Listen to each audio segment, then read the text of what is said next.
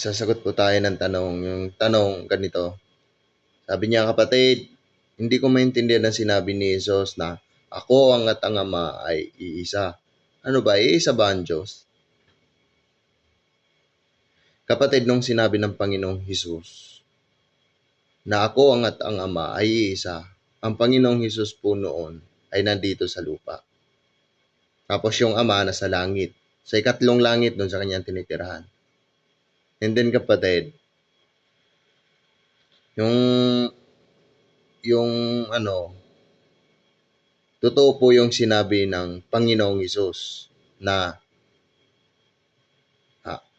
ako at ang Ama ay iisa. Kasi meron talaga silang isang pagka-Diyos. Pero kapatid, magkaiba po ang kanilang espiritu. Iba ang espiritu ng Ama, iba rin yung espiritu ng Anak. Iba yung kanilang kalagayan. Pero isa silang pagka-Diyos. Iba ang katawan ng Ama, iba rin ang katawan ng Anak. Pero isa silang pagka-Diyos. Kaya yung sinasabi mo, isa lang ba talaga ang Diyos? Oo, iisa ang kanilang pagka-Diyos. Pero iba yung kanilang mga katawan. Iba yung kanilang mga presensya. Iba yung kanilang mga espiritu. Dahil ang espiritu na nandun sa ikatlong langit, yun ay dakila. Ito namang espiritu na nandito sa katawan ni Kristo, yun ay Diyos.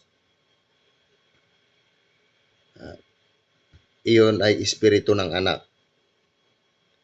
Bibigyan kita ng halimbawa, kapatid. Ikaw kapatid, tao. Ikaw. Tapos ako, tao rin ako, kapatid. Tayong dalawa ay isa rin tayo, kapatid. Ikaw at ako, isa lang din. Isa tayong tao. Ganon din ang Diyos. Ang Ama at ang Anak, isa sila sa pagka-Diyos. Tapos ikaw, kapatid, at ako, isa rin tayong tao. Halimbawa, kapatid, may alaga kang hayop. Tapos ako, may alaga rin akong hayop. Parang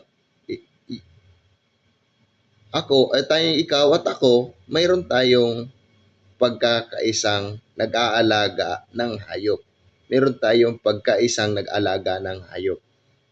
Kaya inuulit ko, kapatid, ang Ama at ang Anak, isa sila sa pagka-Diyos. Pero iba ang kalagayan ng Ama, iba rin yung kalagayan ng Anak. Parang tayo, ikaw tao, ako ang tao. Iba ang kalagayan mo ngayon at iba ang kalagayan ko ngayon. Ikaw ang kalagayan mo ngayon, nagtanong ka sa akin, ang kalagayan ko naman sumagot. Pero ikaw at ako, kapatid, iisa tayong tao. Kaya kapatid, humahaba na. Hanggang dito na lang. Lagi kang mag-iingat. Paalam.